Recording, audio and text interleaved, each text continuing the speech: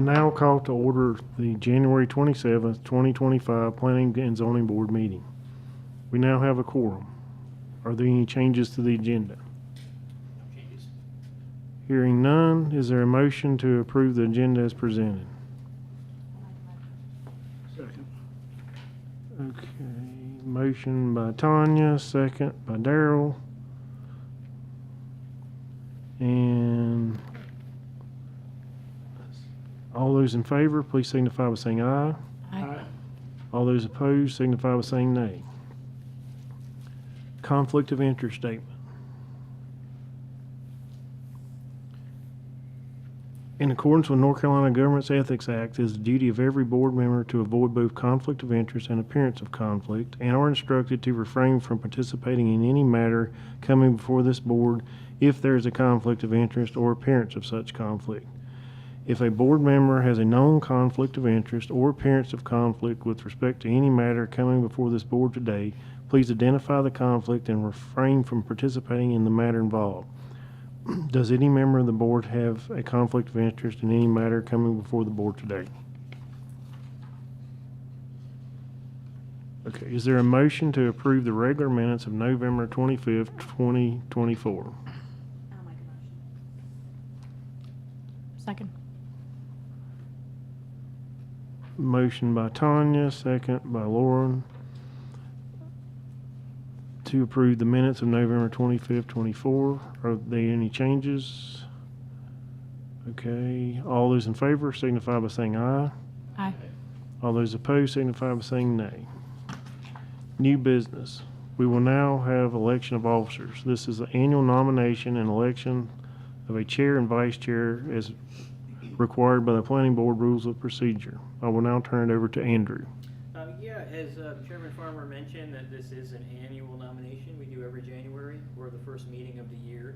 So at this time, we'll open it up for any nominations for the election of the chair of the planning board. I nominate Randy. Second.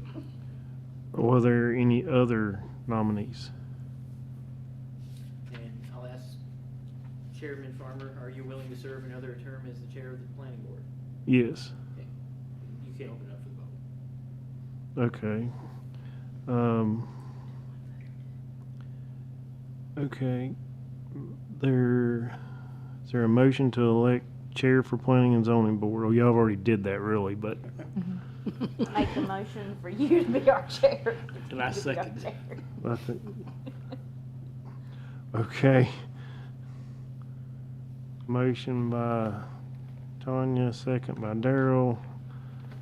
All those in favor signify by saying aye. Aye. All those opposed signify by saying nay. Okay, do we have any nominees for vice chair for the planning and zoning board?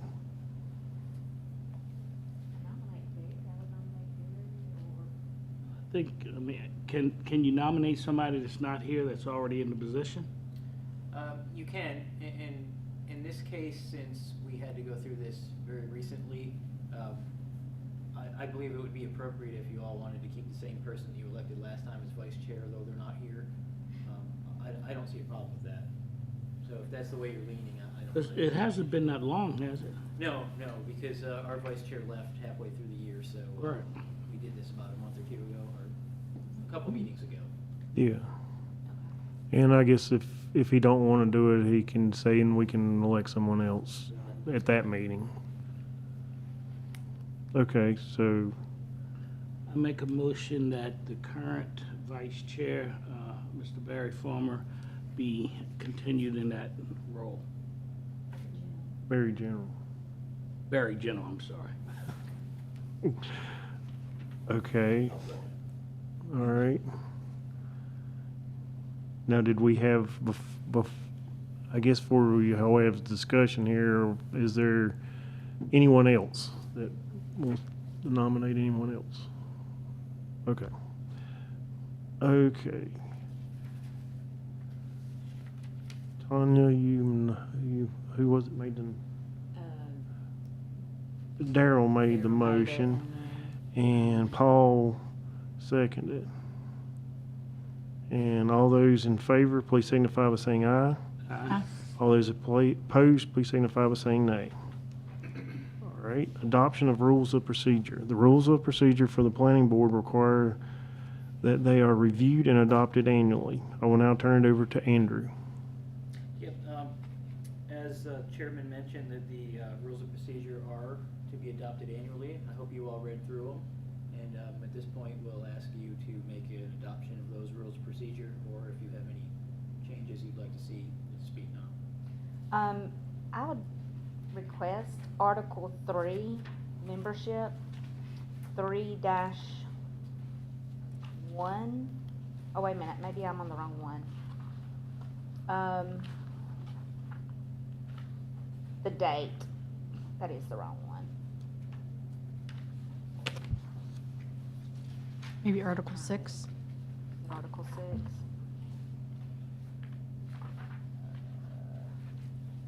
Instead of the fourth Monday, and I turned the page and obviously I've lost my place. I'm requesting either we have it on the first or the third Monday of the month.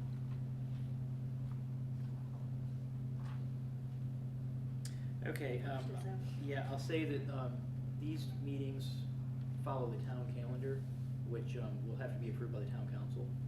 So if you would like to change the date of this is something we're gonna have to go through the town council with. The first Monday of the month, we have, Agenda briefing. So that's not going to be possible. They do their agenda briefing during the day. It's like 3. well, Yeah, they it's at runs- 4, but sometimes it can go, To 7, 8 o'clock. 7:30, 8. so if the board would like to change the date, I guess the day of the month of the planning board meeting, just, maybe this is some kind of discussion we can have, and if you guys wanna email me or something, and I can take this to council. Or possibly start it earlier. And it's, again, it's something, discussion we can probably open up and let all, when we have. Yeah, I wouldn't be able to I come got- any I got it. earlier most of the time. I'm sorry, I didn't mean to interrupt. I got a question. What is your thought plan on changing the date? I just have another meeting that Okay, is on I the see what same you're date saying. that I can't attend, and And see, starting it earlier, you have members that are working. Just a question on changing that. Is there a time frame needed between this meeting and the regular town monthly meeting? I think so. They have to Well, meet before To they get stuff meet. ready? Yeah. and- Right. I didn't even Yeah. think about that. And Yeah. again, we might not even be able to get in this room, you know, if we set this meeting at 6 o'clock on that first Monday. Council agenda briefing goes to 8 o'clock. So probably the third, change it from the fourth to the third is probably the only option. Yeah, and again, we'll have to get this scheduled. Well, we wouldn't be able to, because of the next town council meeting, we're not gonna have that 10-day for public. That's what I'm saying. A Yeah. lot of things that goes to town council, That's why I asked. we have to review because the time frame. Yeah. Now, one time we did meet on Tuesdays, I guess the fourth Tuesday. I'm open to that. That would be an option. But if we want to, again, I think this is probably a good conversation to have when we have our whole board. Yeah. So if we want to continue this conversation. Yeah, I we wouldn't mind can- putting it on an agenda as an item. So are you good with leaving it like it is for now? This I can mean, be, I'm good. this can be amended, and it's gonna have to be That's right. approved, so Okay. there's gonna be quite a bit of discussion that have to go into this, I would say.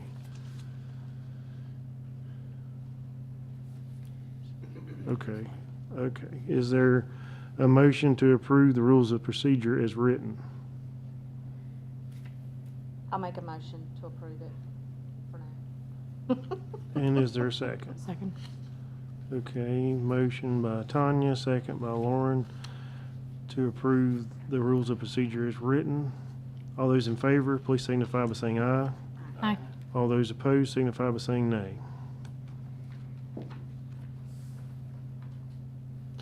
Case number TA 25-01, Local Commercial Zoning District.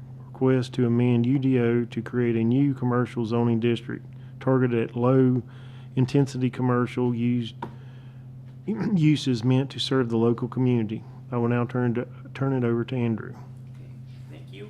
The The request tonight is to provide language within the UDO that allows for, excuse me, a lower intensity commercial district, which is why I'm proposing to create what I'm calling local commercial. What would local commercial look like? It would be kind of small scale shops and services intended for commercial office service operations along major corridors or at prominent intersections throughout the jurisdiction in Troutman. The characteristics, it would serve the local neighborhood, it would allow for less intense uses along thoroughfares, and it would allow for some live-work opportunities. And what I mean by that is we would allow somebody to live on a property that they can maybe run a business on. Why local commercial? Well, in just doing some research and having some proposals come in front of us, we've noticed that we've got a gap in our commercial zoning districts. We've got our central business district, which is your typical downtown district. One thing that hampers any kind of development along the corridor like 21, if we zone it to central business, is the setbacks are basically maximums, and it's meant for the buildings to go the extent of the property, and typically in your downtown districts, your buildings are connected. So that's impossible to do with these properties out here. Our next commercial business is our highway business district, and this is where you see your Lowe's, Food Lions, your bigger developments that are meant to draw people from maybe outside of town or out of the local neighborhood. And then we also have a neighborhood center district, but looking into this a little bit more intently, there's actually a minimum 3-acre lot size requirement for this district. And it's kind of written like it's meant to be almost a mini Burkdale type development where you've got your mixed use development. And again, if we're just looking at some of these properties, I'll use 21 as an example because we've seen it before. These properties going, maybe flipping over to a more commercial type feel, it wouldn't fit into any of these districts. So staff is bringing this in front of you tonight for hopefully a recommendation to move forward to council that we can kind of have these properties develop as commercial at the federal land use plan now, so we can move forward with those if we get those kind of developments. And what is being proposed? I've included in your packet the development standards that I'm suggesting for the LC district, as long as the uses. And basically the signs and the buffers and the tree save will be consistent with our other commercial districts. And one thing I do want to mention, with all zoning districts, this would only apply if the property owner or representative for that owner came in and requested the property be changed to LC. So the town's not going to go out and make any requests. We're just going to give it as an option for anybody who wants to come in and be rezoned. I will say I had a conversation with Chairman Farmer on Friday about some of the uses.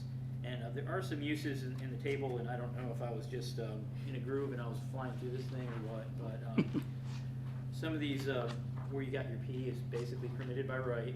Your PS is with performance standards, and then it references the performance standards section. And then we've got CZ, which is our conditional zoning.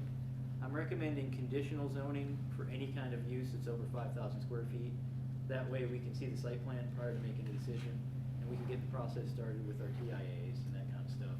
So those larger scale uses, we'll be able to see those. I think we should add the PS, as Chairman Farmer and I talked about on Friday. A couple, I think I just forgot to add the PS, just Ps. And I can reference like a daycare center. Performance standards or fences, that makes sense. I think the other one in here was bars, taverns, microbreweries. Just add the PS. But other than that, I hope you had a chance to look at the use table and the development standards. And if you have any questions, I'm opened up for those. What about entertainment uses indoor? I notice highway business is permitted, but in NC and CB. Yeah, I think that would be another one we want to add. And maybe outdoor sales, PS, is that, I think that would be fine as well. be more consistent?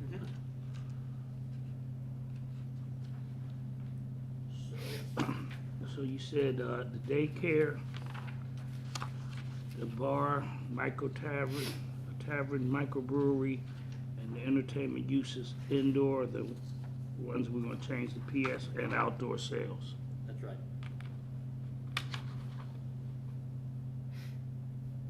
Indoor sales doesn't need it. Yeah, indoor sales would kind of just fall under retail or whatever kind of use you're doing. Well, we mentioned that one. Do you want it P or PS for indoor sales? Is there even a space on here for indoor sales? It's right above the entertainment outdoors. Entertainment use indoor. It is permitted in highway business, but not in NC or CV. I don't know, did we want to, whichever way, I mean, what's the thought process on that?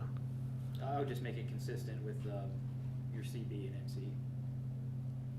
Okay, so it'd be PS then.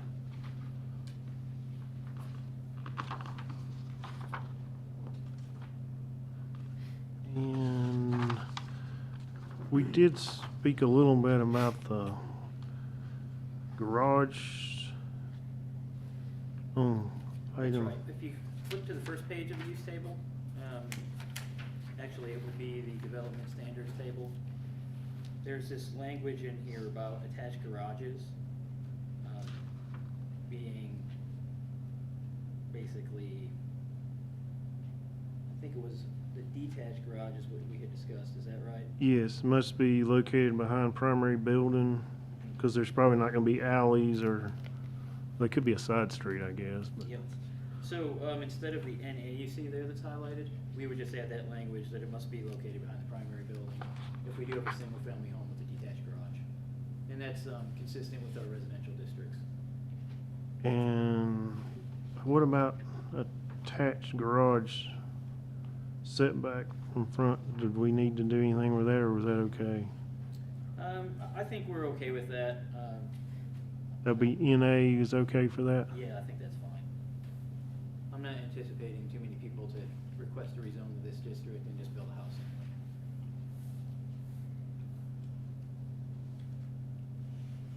anyway. So the detached garage door setback that says NA, we're moving that to, what was the recommendation? So basically, table 2.4 district standards, that page, if you look at accessory buildings, number 4, E, detached garage, instead of where it says NA, we would just add that same note that says, must be located behind primary building.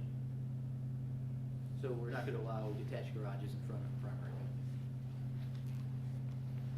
Which, okay, and there was signs. There was one thing I had a question on. Sure. Projecting signs is permitted. When I looked at that, that's mainly for where it's out on the street, isn't it? Yeah, projecting sign is basically, you'll typically see them on your downtown buildings. It's just I think they allow it to stick 3 foot this way, kind of horizontally instead of vertical, I guess. But basically, that's what a projecting sign is. I think in our UDO, it showed an example of one out on the street just hanging from a post. Yeah, we typically don't. We don't have that. There's some crazy examples in that UDO that have come from other jurisdictions, but I don't think we have to worry about signs on posts. So is that acceptable, you think, in that district, permitted? It's, I could go either way.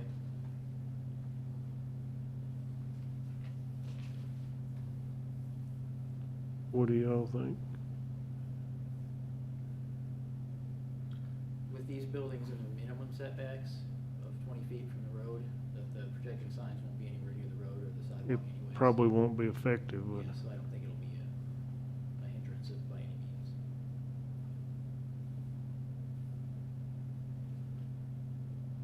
So, yeah. You're talking about letting people be able to drive. No, well, this is signs, projecting signs. The other things seem to be pretty comparable.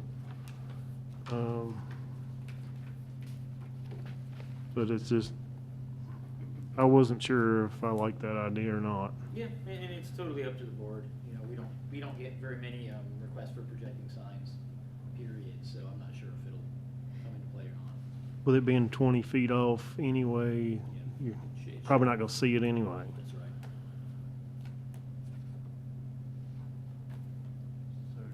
Y'all What wanna, what is your concern? Maybe I missed something. What is your concern? oh, J on signs, item J, projecting signs, where they protrude out. I mean, it's not a real big deal, but, I mean, if you wanna leave the option on there, that's okay. If you wanna take it off. I don't think anybody's gonna want to do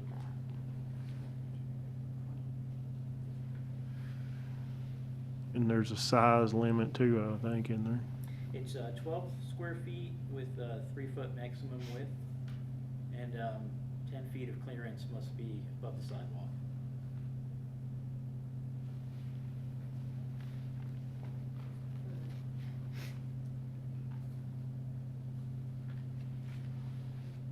What do y'all think? I don't have any, I mean, we can leave it as an option, and if they wanna, Review it case by case. if they Yeah. wanna do it and it works out, I guess it's fine. We can just leave it.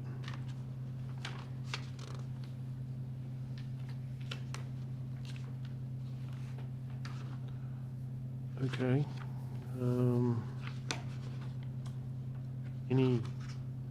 Let's see, we gotta open this up for public comment. Now open the meeting up for public comment. Anyone who'd like to speak will need to sign into the roster. Is there anyone who'd like to speak to this text amendment? Okay, now close the public comment time. Are there any questions from the board? Okay, is there a motion regarding recommendation of text amendment TA 25-01? I'm gonna take a stab at it since we don't have Karen anymore. I'll make recommendation of approval of this,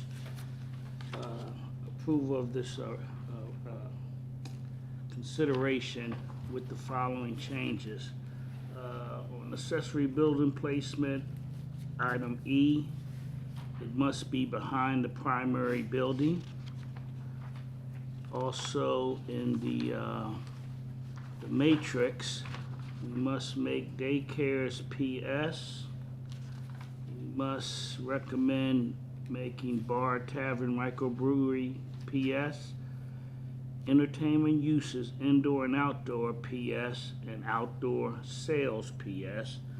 And projecting signs case by case. Did I miss anything? Well, that would just be left the way it is then. That'll be left, okay. What I just said. All right. Is there a second? Second. Okay. Motion made by Darrell, second by Lauren. Is there any discussion? Okay. All those in favor, please signify by saying aye. Aye. All those opposed signify by saying nay. Okay, we now need a motion regarding consistency statement for TA 2501.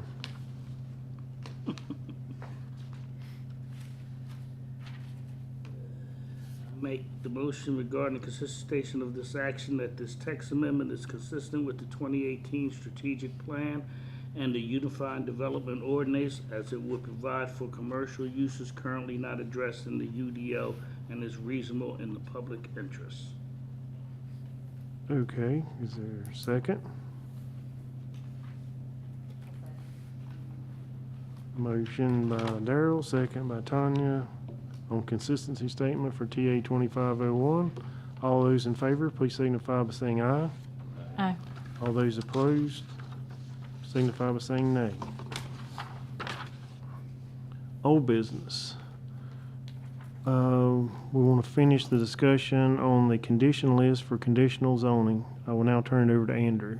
Yeah, we had a nice discussion, I think it was 2 months ago, regarding the conditions that we're gonna hand out to potential conditional zoning applicants, particularly for residential developments, of conditions you guys would like to see when they would come to the board. So I took the comments we had and I added them to the list, and I sent you out the right one, I think, on Friday, so you should have the right one now. And the additions are highlighted in yellow.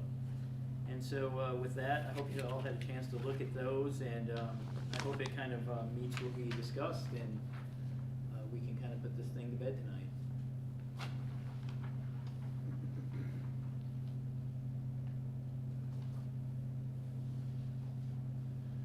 Could we, under single-family homes and townhomes shall have two-car garages, can we put a minimum of two-car garages? Yeah, that's fine. And under buffer preferably a 50-foot wide, can we say undisturbed buffer?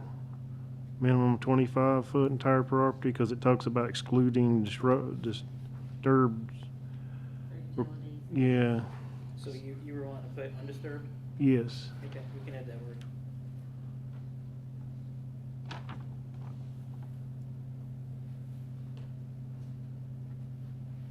And,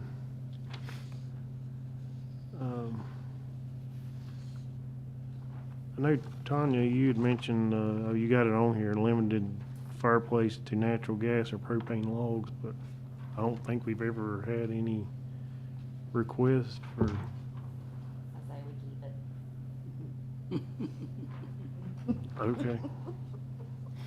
And one thing I do intend to do with this list, after handing it out to the applicants, anything that they see on this list that they may not want to agree to, I'm gonna have them be prepared to actually speak to that requirement when they come in front of the board.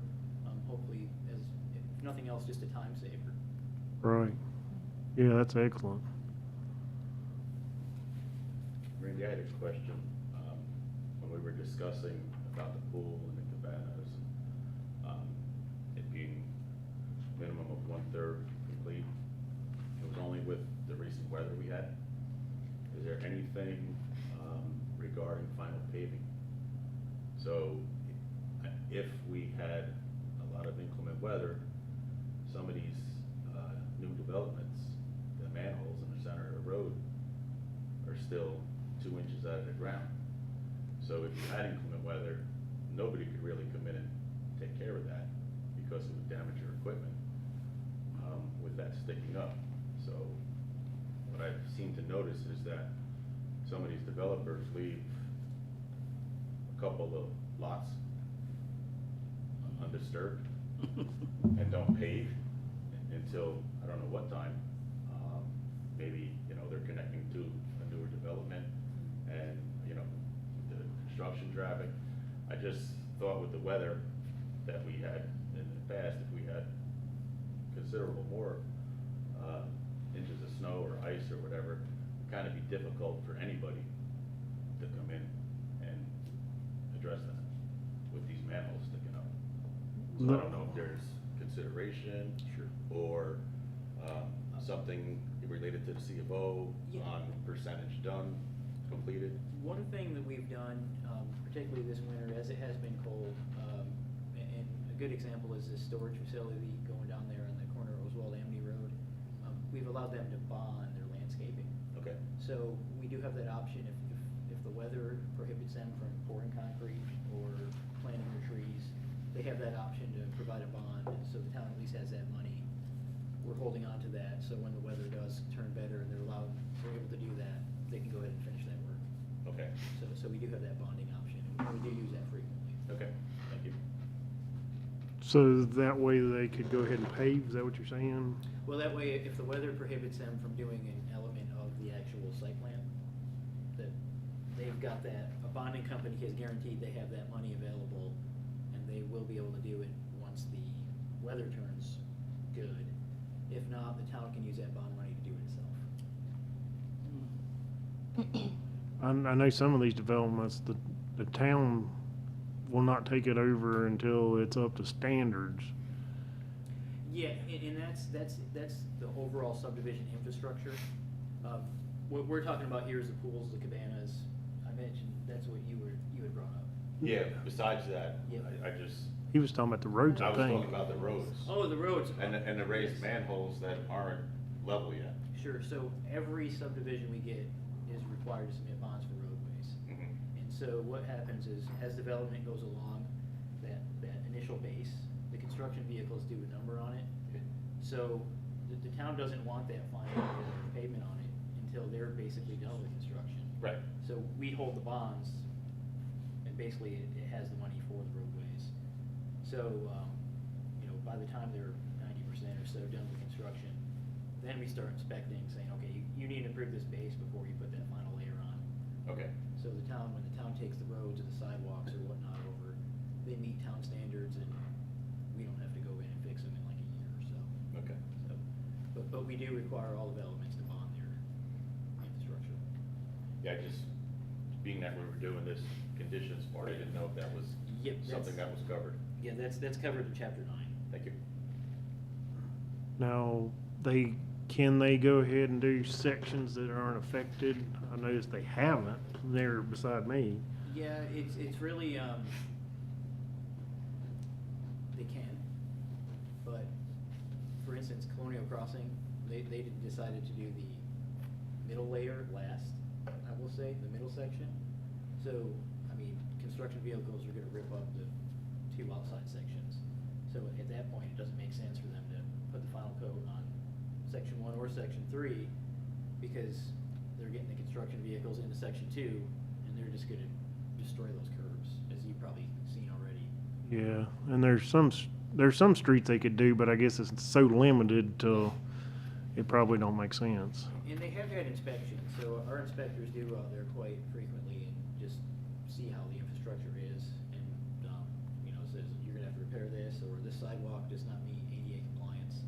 So anytime you see a yellow X on any piece of sidewalk in a new subdivision, that means that they're gonna have to replace that panel of sidewalk because it's not compliant with ADA standards. Is that what happened at the light?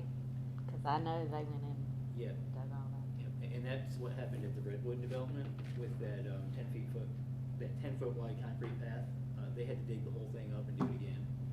The whole length of that roadway, because that concrete path did not meet ADA standards, so. I imagine the investors and supervisors were not happy with that development. Just out of curiosity, when they do the yellow lines and all that, how long before the developer is going to come fix it? Is there a time limit? We do not have any kind of time limit in our ordinance, so. That was just out of curiosity, nothing to do with this, just. In a perfect world, it'd be like, get on that right now, but it doesn't seem to happen that way. So I guess also, as far as anybody scraping it, the town hasn't took it over. If anybody scraped it, it'd have to be the developer, wouldn't it? Yeah.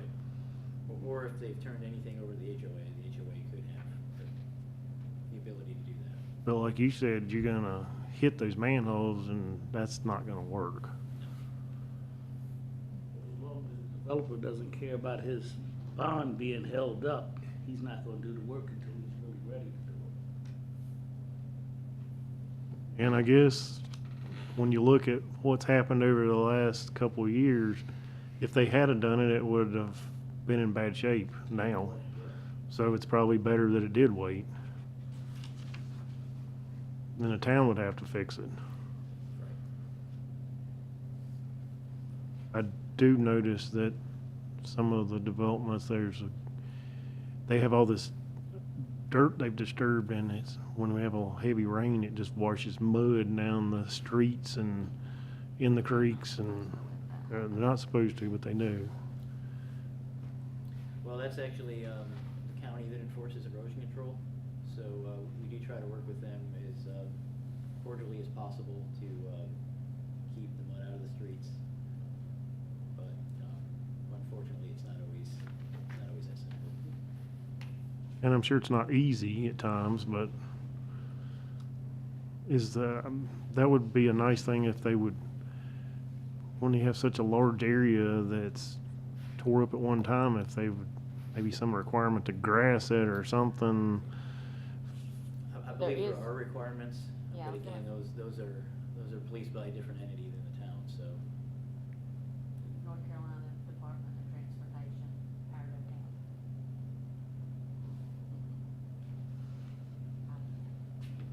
County. Okay. Made the phone call before. Oh, okay.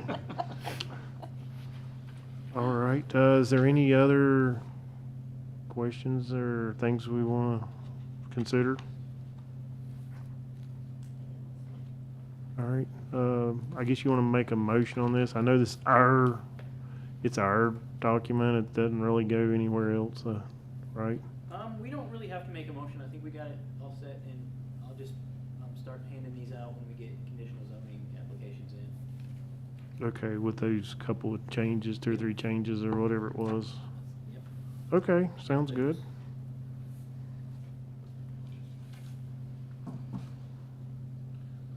Is there any other business? No, I just hope everybody had a wonderful holiday season and, back to the grind in January, which is almost over, so. Everybody stayed warm, because it was definitely the coldest January I remember. Oh, yeah, last You were week. still out there riding. I saw Trying. you. Trying. But no, that's all I have, no other business. Okay.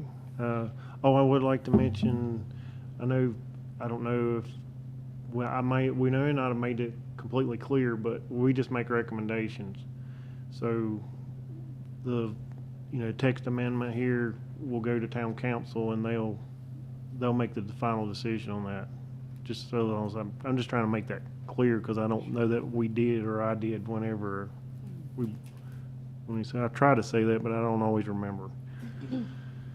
Because I know everybody don't know that. Okay, and welcome here. And is there a motion to adjourn? I'll make a motion to adjourn. Second. Okay, motion by Tanya, second by Lauren. All those in favor, please signify by saying aye. Aye. All those opposed? Nobody wanted to stay. Meeting adjourned.